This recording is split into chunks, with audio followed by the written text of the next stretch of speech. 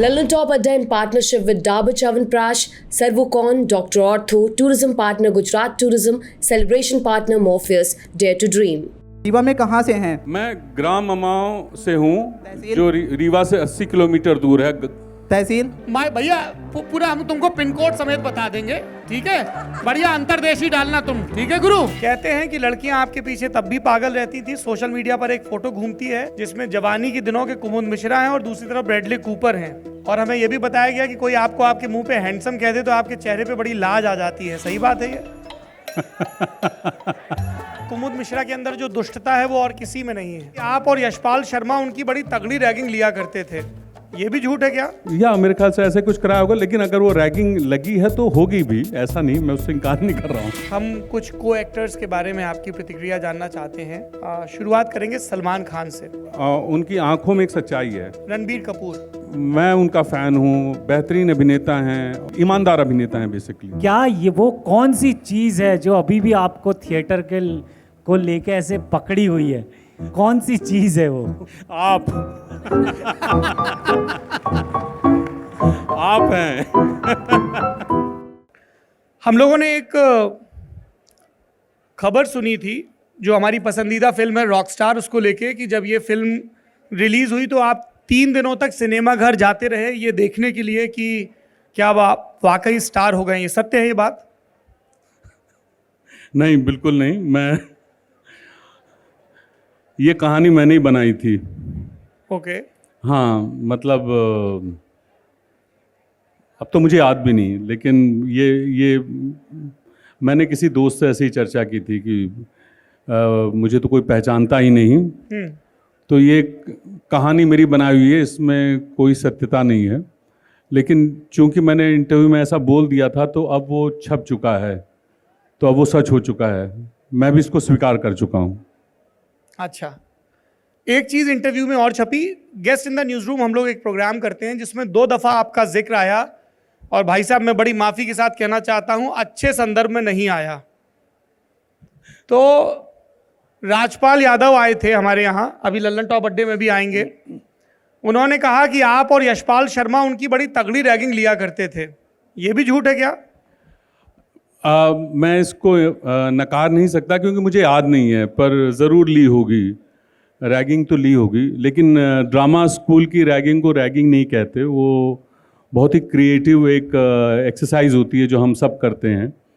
किस तरह की, उदाहरण से बताएं।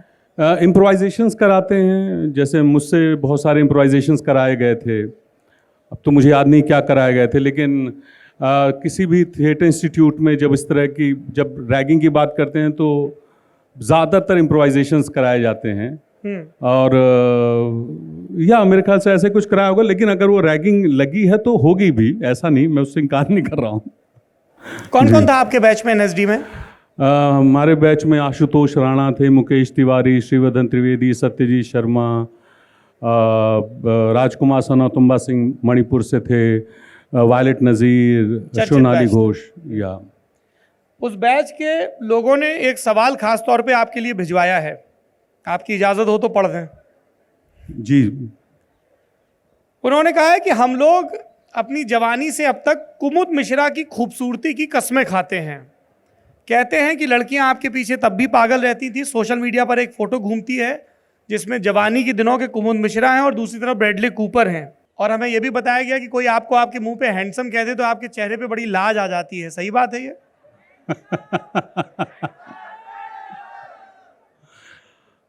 अब इसका क्या जवाब दिया जाए, मतलब इसमें मेरा कुछ नहीं है, ये सब। धन्यवाद। एक और एक्टर हैं जो बड़े नेचुरल हैं, जिनके आप बड़े मुरीद हैं, उनका नाम है जितेंद्र। मैं चाहता हूं कि आज लल्लन टॉप अड्डे पर जो आपने मुझे एकांत में हिंदुस्तान के सबसे महान एक्टर जितेंद्र को लेकर थ्योरी बताई थी, आज पब्लिकली बता दें। देखिए, पहले तो मैं ये बता दूं कि मैं उनका बहुत बड़ा फ़ैन हूँ, जेन्युइनली फ़ैन हूँ। और जब हम अभिनय की बात करते हैं तो हम एक तरह की के न्यूट्रल स्टेट की बात करते हैं, न्यूट्रल स्टेट में आने की बात करते हैं। जब कोई भी अभिनेता महान तभी माना जाता है जब वो जो वाक्य कह रहा है उसके पार वो संप्रेषित कर पाए, और मुझे लगता है कि वो क्षमता उनमें है और मैं भी वही तलाश रहा हूँ थोड़ा अभी। उदाहरण से बताइए कुमुद भाई। इतना काफ़ी है। नहीं, ये आप लोग एक्टिंग के स्टूडेंट तो नहीं है ना, आपको उदाहरण चाहिए ना बात समझने के लिए। नहीं, लेकिन सीरियसली मतलब अगर मैं मान लीजिए मैं कोई भी चीज़ कह रहा हूँ, एक वाक्य कह रहा हूँ, उसमें एक भाव होता है गुस्से का है, मैं किसी पे नाराज़ हो रहा हूँ, तो वो वाक्य भी संप्रेषित कर सकता है, वो मेरा भाव संप्रेषित कर सकता है, लेकिन उसके बियॉन्ड क्या है। तो अगर तो मैं उस गुस्से के भाव को और उस वाक्य पर इतना जोर न देकर उसको एक ऐसे स्टेट में ले आऊं जहां से आपको बहुत सारी और संभावनाएं दिख पाएं, तो वो ज़्यादा इम्पॉर्टेंट है। ओके। इम्तियाज अली आए थे हमारे यहाँ guest in the news room में, कह रहे थे कि कुमुद मिश्रा के अंदर जो दुष्टता है वो और किसी में नहीं है। ऐसा क्यों कहा उन्होंने? ये दुष्टता निकालने की आप भरपूर कोशिश कर रहे हैं, वो है हर अभिनेता में दुष्टता होती है, तभी हम अभिनेता हैं, तभी इस फील्ड में हैं। हम एस्केपिस्ट लोग होते हैं, हम सारी जिम्मेदारियों से बच के ये जिम्मेदारी लेते हैं, जिसको हम इतना ओढ़ लेते हैं, ऐसा लगता है दुनिया का सबसे मुश्किल काम हम कर रहे हैं, और इसी गलतफहमी में पूरा जीवन काट देते हैं। ओके। पर जीवन काटने के लिए एक खुशफहमी काफ़ी होती है। आपकी ज़िंदगी में खुशियों की उस फहरिस्त की शुरुआत होती है आयशा से। आप हमें बताइए अपनी पत्नी के बारे में, वो भी बहुत कमाल की एक्ट्रेस हैं, और कैसे आप लोग मिले और घर वालों को कैसे कन्विंस किया। आप मध्य प्रदेश से आते हैं, रीवा से आते हैं, एक पारंपरिक पृष्ठभूमि से आते हैं, उनकी पृष्ठभूमि बिल्कुल अलग थी। ये बहुत बड़ा सवाल है, बहुत लंबी कहानी है। आप बता दीजिए भाई साहब, बहुत समय है। हम लोग मैं एक नाटक करता था, शक्कर के 5 दाने, मानव कौल का निर्देशित नाटक, लिखित नाटक। उन्होंने वो नाटक देखा, उनमें मुझे कुछ लगा, मुझ में उन्हें कुछ लगा। उसके बाद हम लोगों ने मानव का ही एक अगला नाटक किया, इल्हाम, जिसमें वो भी अभिनेत्री थी, और वहाँ से कहानी शुरू हुई। उनका धर्म अलग है, उनका सामाजिक जो वो संदर्भ अलग है। उसके बावजूद हम लोग पति पत्नी बने। उसमें मेरे परिवार की, उनके परिवार की भूमिका है, जिसमें मेरी माँ, मेरे पिता, मेरे चाचा, सब लोगों का जो हमें लगा था जिस तरह का विरोध होगा, हिंदू मुस्लिम धर्म, जितनी अपेक्षा की थी विरोध की, वो नहीं हुई। तो उसकी थोड़ी बहुत निराशा भी हुई कि काश थोड़ा और विरोध होता, थोड़ा एक्साइटमेंट होता। भागने की उम्र थी नहीं, तो ये भी मन में विचार आया कि अगर थोड़े यंग होते तो भागते हम घर से और भाग के विवाह करते। उसकी संभावना ख़त्म हो गई थी क्योंकि देर से विवाह हुआ था, लगभग मैं 40 हो रहा था उस समय। तो ये घर वालों का वो था। हम जितना अपने घर वालों को जज करते हैं, हम सोचते हैं कि वो बहुत दकियानूसी होंगे, क्लोज्ड होंगे। ये एहसास तब होता है जब आप क्राइसिस में उनके पास जाते हैं और पता चलता है कि वो आपसे ज़्यादा सुलझे हुए लोग हैं, ज़्यादा उनकी दुनियावी जो समझ है आपसे कहीं ज़्यादा है। तो वो हमारे परिवार ने दिखाई, जिसकी वजह से हम साथ आए। जी। एक आखिरी पर्सनल सवाल और, आपका बेटा कबीर स्कूल नहीं जाता है जी, थोड़ा ये बताइए कि वो स्कूल क्यों नहीं जाता, क्योंकि मुझे वो बहुत दिलचस्प लगता है वो प्रयोग। यहाँ बहुत सारे नौजवान बैठे हैं। नहीं, स्कूल जाता था। हमने पिछले साल ही उसको स्कूल से निकाला, उससे पूछ के निकाला, क्योंकि उसे समय नहीं मिल पा रहा था, अपने लिए समय नहीं मिल पा रहा था, पढ़ाई का बहुत बोझ था, और मेरे लिए इम्पॉर्टेंट था कि वो खुश रहे, और जो वो करना चाहता है, जितनी सारी चीज़ें, उसकी खेलने की उम्र है, दोस्तों के साथ समय बिताने की उम्र है, अलग अलग चीज़ों को एक्सप्लोर करने की उम्र है, हमारे साथ समय बिताने की उम्र है, वो सारा समय हमें मिल नहीं पा रहा था। तो ये मेरा इंटरप्रिटेशन हो सकता है उस चीज़ को लेके। हो सकता है आयशा इसके बारे में अलग सोचती हूँ, लेकिन जब से हमने उसको स्कूल से निकाला है, होम स्कूलिंग कर रहे हैं, वो बहुत खुश है, वो कलरी कर रहा है, पढ़ाई में मन लगता है उसका, वो ज़्यादा खुश रहता है। मुझे ऐसा लग रहा है मैं वो जो टीवी में प्रोग्राम आते हैं उसका कुछ एडवर्टाइजमेंट कर रहा हूँ। ऐसा लग रहा है। नहीं, लेकिन basically he is much happier. या ओके हम कुछ को एक्टर्स के बारे में आपकी प्रतिक्रिया जानना चाहते हैं। शुरुआत करेंगे सलमान खान से। बहुत अद्भुत हैं, वल्नरेबल हैं, जिसको कहते हैं कि जितना उन्होंने दिया है उससे कहीं कहीं कहीं ज़्यादा उनके अंदर है।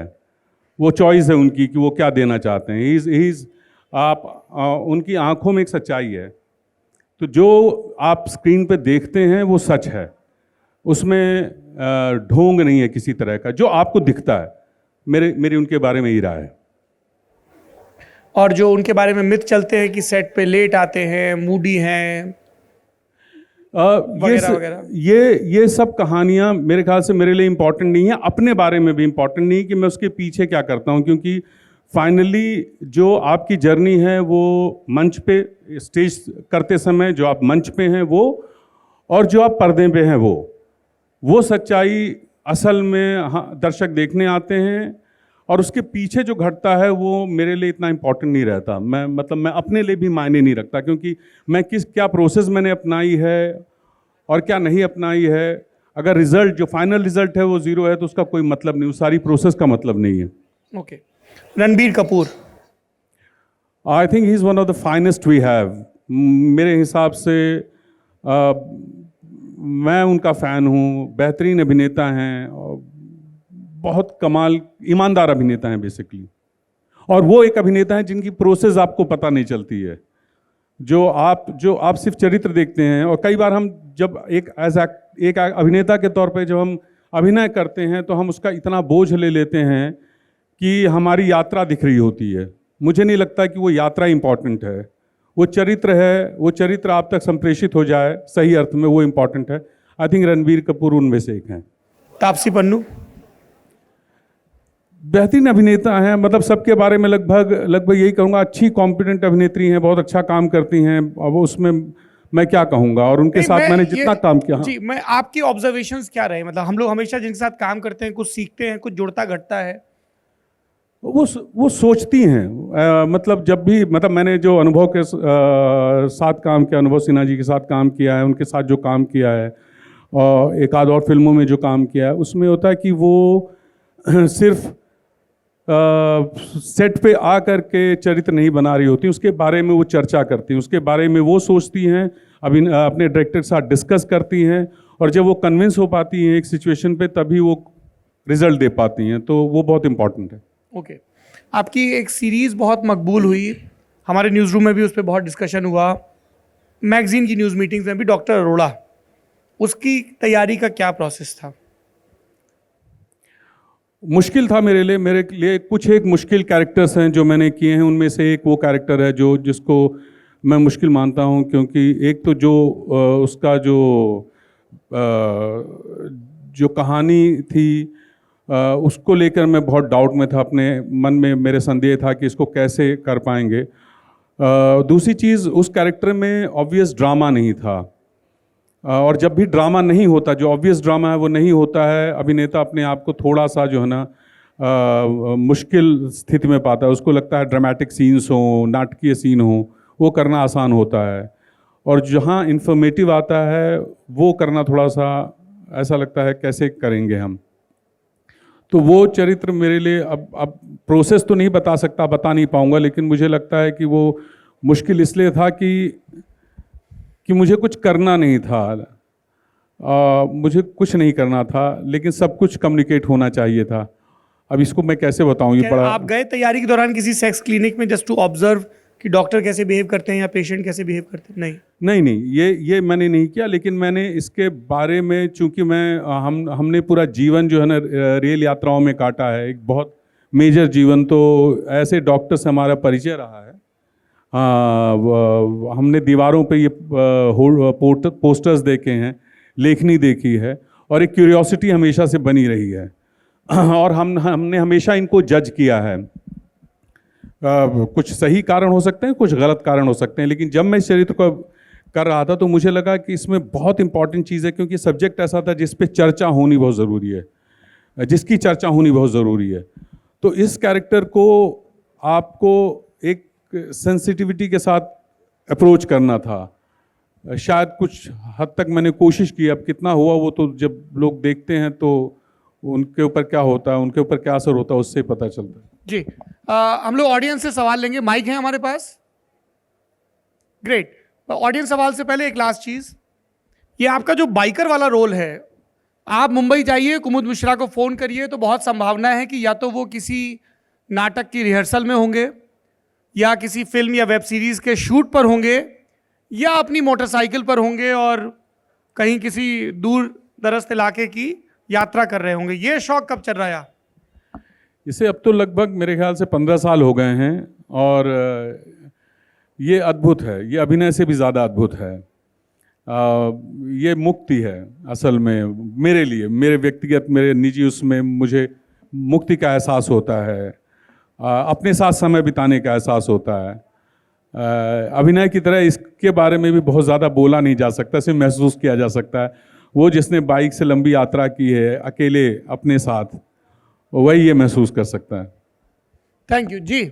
सर, आपने अभी बात करी कि आपने मानव कौल का प्ले किया था इल्हाम, तो सर उसमें आपने कौन सा पात्र किया, और क्या आपको इल्हाम पहली बार में पढ़कर समझ आ गया था? इल्हाम अभी तक समझ में नहीं आया है। मैंने मुख्य भूमिका की थी, लेकिन वो अभी तक मुझे समझ में नहीं आया है, और वो जितनी बार करता हूँ उतनी बार वो नई परतें खोलता जाता है वो कैरेक्टर, और वो मानव की राइटिंग की खासियत है। वो इतनी परतें आपको देते हैं कि आप जितने शोज़ करते हैं आप उसको एक्सप्लोर करते रहते हैं, और अगर कई बार सैचुरेशन आता है तो एक अभिनेता के तौर पर आपका सैचुरेशन आता है जहाँ आप थक जाते हैं अपने आप से और आप खोज बंद कर देते हैं। जी जी, अगला सवाल। कुमुद जी नमस्ते। सर आपने सामाजिक संदेशों वाली बहुत सी मूवीज करी, आर्टिकल 15, थप्पड़, मुल्क। तो मुल्क में आपका जज का रोल होने के बावजूद भी एक बाइस्ड रोल था, तो क्या ऐसा प्रिजुडाइज या स्टीरियोटाइप आपने रियल लाइफ में फेस किया है, और आप तो दोनों ओर का एक्सपीरियंस अनुभव अच्छे से बता सकते हैं? वो सब मैंने फेस किया है जो आप सब ने फेस किया है। तो और जहाँ तक मैंने जो फिल्में की हैं उसमें मतलब वो मेरा लक था कि उस तरह की फिल्में मेरे हिस्से आई हैं, और वो मेरा कोई बहुत कॉन्शियस एफर्ट नहीं था। लेकिन हाँ, जब आपके पास सिनेमा आता है तो आप, अगर चुनाव आता है, बहुत कम चुनाव होता है वैसे तो, पर अगर चुनाव आता है तो उसमें से आप कुछ एक फिल्में चुन पाते हैं, तो उसमें से ये एक फिल्म है। नमस्ते सर। सर जैसे आपने बताया कि आप रीवा से हैं, तो आप जैसे कि रीवा में बघेली के लिए अनेक प्रयास किए जा रहे हैं, तो आप बघेली में क्या अपॉर्चुनिटी देखते हैं, और थोड़ा अपने बारे में बताइए कि आप रीवा में कहाँ से हैं? सॉरी, मैं आपका पूरा सवाल नहीं समझ ये बघेली भाषा के लिए प्रयास किए जा रहे हैं, आप इन प्रयासों को किस तरह से देखते हो? बघेली भाषा में अनेक प्रयास किए जा रहे हैं साहित्य और सिनेमा में, तो सर आप इसमें क्या अपॉर्चुनिटी देखते हैं बघेली के लिए, और आप अपने रीवा में कहाँ से हैं? मैं ग्राम अमाओं से हूँ, तहसील? जो रीवा से 80 किलोमीटर दूर है। तहसील? माय भैया पूरा हम तुमको पिन कोड समेत बता देंगे, ठीक है? बढ़िया अंतरदेशी डालना तुम, ठीक है गुरु? तहसील ग्राम अमाओं, त्योंथर तहसील, जिला रीवा। जी पूछे। नमस्ते कुमुद जी, नमस्ते सौरभ जी। मैंने आपकी राम सिंह चार्ली देखी, बहुत तहे दिल से, इतनी सटल एक्टिंग मैंने इंडिया में, मैं सच बता रही हूँ कि, और जो दिग्गज एक्टर हैं उनके पैरेलल से भी ऊपर मैं आपको महसूस करती हूँ कि आपने जो राम सिंह चार्ली में किया। एक बहुत छोटा सा सवाल है कि कहा जाता है कि पेट के बाद ही कला विकसित होती है, यानी जिन देशों में एफ्लुएंस है बहुत ज़्यादा, यूरोपीय कंट्रीज़ जितनी, उसमें कला बहुत विकसित हुई क्योंकि वो पेट उनका भरा हुआ था। आम जितनी ज़रूरतें हैं उनके बाद ही कला विकसित होती है। तो आपने ये कब कोई ऐसी एक्टिंग में आपको लगा कि ये मेरे पेट के ऊपर की एक्टिंग है, मुझे ज़रूरत नहीं इस वक्त अभी इस एक्टिंग से जो तनख्वाह या जो भी मिलेगा उस पर ध्यान देने की, बस मैं ये खो गया, शरीर तो मेरा है मगर शायद कोई और मेरे शरीर से अभिनय कर रहा है, ये कभी आया आपके एक्टिंग अभिनय करने के दौरान? जब मैंने अभिनय शुरू किया था, जब मैं इस फील्ड में आया था, तब भी ये सवाल नहीं थे, अब भी ये सवाल नहीं है मेरे लिए। जब मैंने स्टेज करना शुरू किया था, थिएटर करना शुरू किया था, तब भी भूख या भरा पेट या संपन्नता ये कभी मेरे उसमें नहीं थे। ये अभिनय करना, स्टेज करना, थिएटर करना एक अलग दुनिया थी और रोजी रोटी अलग दुनिया थी, और वो अभी भी वैसी ही है। ये चांस है, हम लकी हैं कि हम इसी से रोजी रोटी कमाते हैं। पर अभी भी जब मैं थिएटर करता हूँ तो थिएटर थिएटर के लिए होता है, अभिनय अभिनय के लिए होता है, बाकी सारी चीज़ें उसका बाई प्रोडक्ट हैं। एक सवाल मेरा भी है ऑडियंस के इस सिलसिले में। डेयर टू ड्रीम, ये हमारे सेलिब्रेशन पार्टनर हैं, उन्होंने कहा कि ज़रूर पूछ लीजिएगा सारे सेलिब्रिटीज़ से। गौरव वर्मा जी को बता दीजिएगा मैं ये सवाल पूछ रहा हूँ। आपका डेयर टू ड्रीम मोमेंट क्या था? कब आपको लगा कि एक्टिंग ही वो चीज़ है जिसके लिए मैं सब कुछ कर सकता हूँ, घड़ी की सुइयाँ देखना भूल जाता हूँ, कितनी भी मेहनत, वॉट एवर इट टेक्स?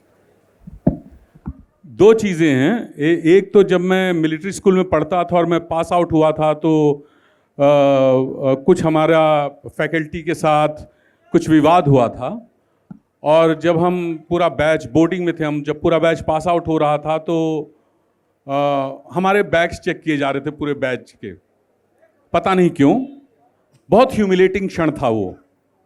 और मैं ट्रेन में बैठा था घर जाने के लिए, और मेरे टीचर मिस्टर पथाड़े, जिन्होंने हमें बहुत सारे नाटक कराए थे, ये सोच के मैं फिर भावुक हो जाता हूँ, उन्होंने मुझसे आके माफ़ी मांगी। उन्होंने कहा बेटा ये किसी एक का फैसला था और मैं क्षमा चाहता हूँ। और पता नहीं क्यों मैंने उससे कहा सर मैं जीवन भर थिएटर करूँगा। पता नहीं क्यों कहा था मैंने, क्यों ये वाक्य निकला था उस समय, ये मैं आज तक इसको फिगर आउट नहीं कर पाया, क्योंकि वो ह्यूमिलेशन किसी और चीज के लिए था और बात मैं थिएटर की कर रहा था। और जब हमारा विवाह हुआ तो मैंने अपनी पत्नी को कहा था दो चीजें हैं जो नहीं छूटेंगी, चाहे कुछ भी हो जाए। उनमें से एक चीज थी थिएटर। और उस समय हम जब अभाव की बात करते हैं, हम कोई बहुत अच्छी स्थिति में नहीं थे। दूसरी चीज? दूसरी मुझे याद नहीं आ रही है। दो चीजें मैंने कही थी, दूसरी उन्हें याद होगी क्योंकि उनकी मेमोरी बहुत अच्छी है। पर थिएटर के बारे में मुझे याद है, मैंने कहा था थिएटर नहीं छूटेगा। और थिएटर एक तरह की सुरक्षा अपने साथ लेकर के आता है। तो उन्हें लगा ये थिएटर ही करेगा तो पैसे कब कमाएगा।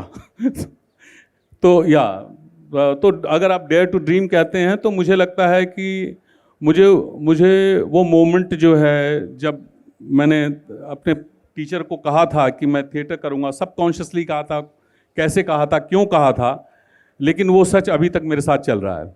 ऑलराइट जी, one last question. Hello sir, मुझे खटाना भाई के बारे में बात करनी है, क्योंकि खटाना भाई मैंने जब रॉकस्टार देखी थी तब मैंने डिसाइड किया था I be an artist and I am stand up comedian now, मैं वो कर रहा हूँ और टाइम लगा। तो मुझे ये जानना है आपकी लाइफ के खटाना भाई कौन थे जिन्होंने आपको बोला कि भाई कर ले? बहुत सारे लोग थे। मेरे सारे दोस्त मेरे खटाना भाई हैं। मेरे सारे प्रोफेसर्स मेरे खटाना भाई हैं। जितना मैंने अपने कलीग से सीखा है, स्पेशली ड्रामा स्कूल में, जितना मैंने अपने टीचर्स से सीखा है, मेरे सबसे इम्पॉर्टेंट भूमिका मेरे जीवन में मेरे टीचर्स की रही है। उससे बड़ी भूमिका किसी की नहीं रही है। स्पेशली मिलिट्री स्कूल में, ड्रामा स्कूल में, जो कुछ मैं हूँ आज, मेरे जो कलीग्स हैं, एक्टर्स, को एक्टर्स हैं और टीचर्स। जी, एक और सवाल। सर, रॉकस्टार का जब जिक्र आता है तो आपने उसमें जो आपका कैरेक्टर था, और आपने कहा था कि अगर आपको कुछ रचना है, कुछ क्रिएट करना है, तो उससे पहले आपको जाके दिल तोड़वाना पड़ेगा या तबाह होना पड़ेगा। पीयूष मिश्रा जी पहले कई सारे साक्षात्कार में उन्होंने कहा कि आप जितना ज़्यादा तबाह होंगे उतना ज़्यादा और उतना अच्छा आप रच पाएंगे। आपका क्या कहना है इस पर? Is this true what those characters were preaching कि दिल टूटना बड़ा ज़रूरी है क्रिएटिव एंग्स्ट के लिए? मुझे नहीं लगता है। मुझे लगता है आपकी भूख कितनी है किसी भी चीज़ के लिए। ये एक पोइटिक वो है, एक्सप्रेशन है, फॉर्म ऑफ एक्सप्रेशन है। और बात वही है कि आपकी भूख कितनी है, जो भी आप करना चाहते हैं, आपकी नीड कितनी है जो आप करना चाहते हैं। अगर वो नीड उतनी इम्पॉर्टेंट नहीं है तो आप वो नहीं कर पाएंगे, अचीव नहीं कर पाएंगे।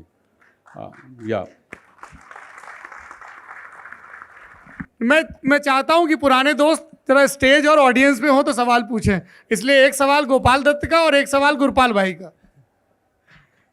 मेरा सवाल यही है कि क्या ये वो कौन सी चीज़ है जो अभी भी आपको थिएटर के को लेके ऐसे पकड़ी हुई है? कौन सी चीज़ है वो? आप आप हैं। ये थोड़ा विस्तार से बताइए। नहीं सीरियसली, बिकॉज मतलब जो मेरी मुंबई की जो थिएटर यात्रा है उसके बहुत बड़े सहभागी रहे हैं गोपाल भाई। हम लोगों ने साथ में बहुत जूनियर सारा हैं काम आपके? किया। NSD के? पता नहीं मुझे, एक समय के बाद जूनियर सीनियर ख़त्म हो जाता है। तो मुझे तो अब तो याद भी नहीं कि ये जूनियर है, मतलब अगर हम लोग चर्चा करें तो मुझसे सीनियर ही साबित होंगे ये। जी गुरपाल भाई, डिनर के लिए फ्री हैं आज? तो डिनर खा लेंगे, ये पूछना चाह रहा था।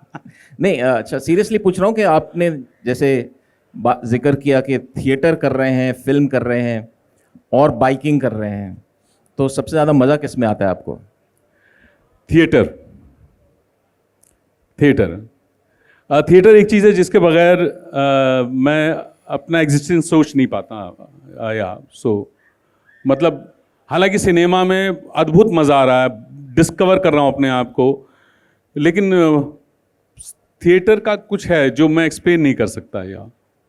नमस्कार सर। नमस्कार। मेरा सवाल कुछ हटकर है। आपने अपने बच्चे के स्कूलिंग के बारे में कुछ कहा।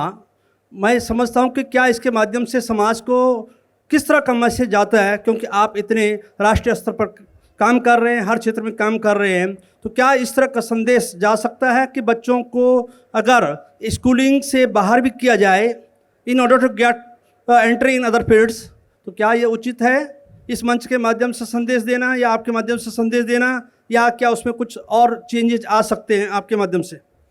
नहीं, इसमें मैं सिर्फ ये कह रहा हूँ कि मैं अपने अनुभव शेयर कर रहा हूँ अपने बच्चे के संदर्भ में। आप जब अपने बच्चे के साथ बड़े हो रहे होते हैं तो आप एक दूसरे को खोज रहे होते हैं, आप एक दूसरे की ज़रूरतें खोज रहे होते हैं, देख रहे होते हैं, और फिर आप मिलकर फैसला लेते हैं। ये फैसला मैंने या मेरी पत्नी ने नहीं लिया है, हमने अपने बच्चे के साथ मिलकर फैसला लिया है।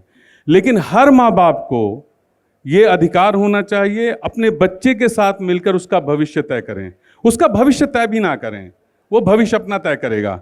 आप उसको एक अच्छा नागरिक बनाएं, आप स्कूल में बनाएं, स्कूल से बाहर बनाएं, उसको खिलाकर बनाएं, जो भी आपके, वो चॉइस आपका है। हर माँ बाप को, हर व्यक्ति को ये आज़ादी है कि अपने बच्चे के साथ जीवन कैसा देखता है।